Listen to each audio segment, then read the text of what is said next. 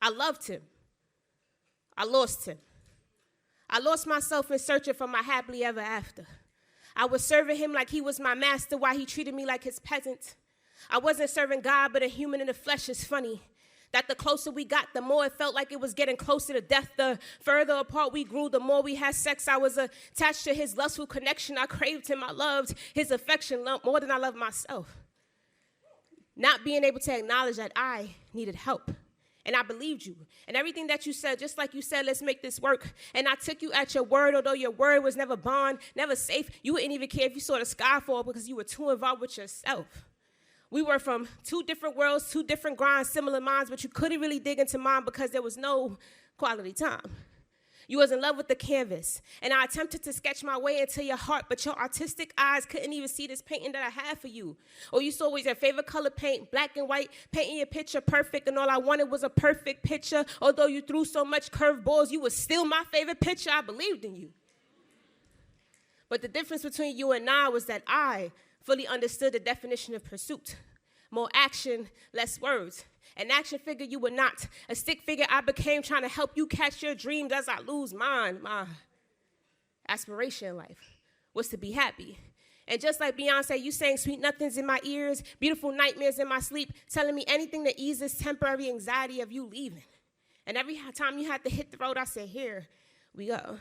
This generation is tough, and having a relationship in it is a rough ride, because I was your ride or die Eve. If you were Swiss, I was your Alicia Keys. I was your Jada to Will, your Hillary to Bill, your Michelle to Obama, but deep inside, I wanted to be Delsy to Anonymous. And I say that because your name describes something that you are not. Two artists combined should work, but you wasn't focused on me, no time for me, no time to see that this human being was created to be a helpmeet. Because in God's eyes, I thought you were worth it. And you would think two people with similar interests and common grounds and it makes sense to work. But you was too focused in them club with them girls that wanted to twerk. I was in a strip club spending them dollars, and I'm here wishing like, dang, all them dollars could have really been paying for my college tuition. And I had the loyalty of a Knicks fan because I stood by your side even though I knew you was going to lose. But shout out to the Knicks, though. They doing all right. They doing all right now. But I just lost myself.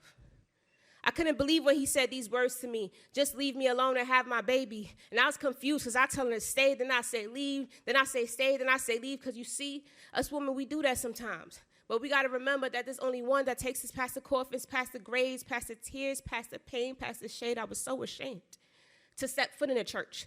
5 months pregnant, man, what was I worth? But God saw I did not want to be a statistic, but I said, if he put this baby in my life, I guess it's to make a difference. I never speak about this moment because it's too painful to relive. The moment about me losing my kid. 5 months I was attached to my baby girl. All I heard the doctor say was count to 3. When I woke up, there was nothing inside of me. Woke up saying, where is she? Too blinded to see that God took away his human being so he could set me free. Free from being in a binded relationship. Free from being a single mother. I was lost. I was tired, full of exhaust. Just like Jesus when he took that last breath from the cross and said it is finished. I was done. Thought the devil defeated me. I went from weighing 138 to weighing 116. I didn't even want to be seen. Thought I was too skinny, looked like I had a disease, but the only disease that was killing me was idolatry.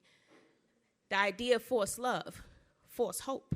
And all of this happened because I was unequally yoked.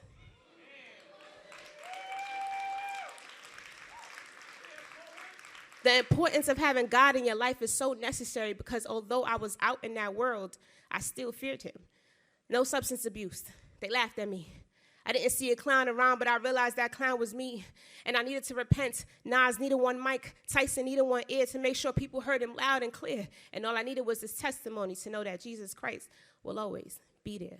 Thank y'all so much. Yeah, you can follow me on Instagram at CallMeDelsy. It was a lovely time. Shout out to Poetry Me, please. All right, I'm out.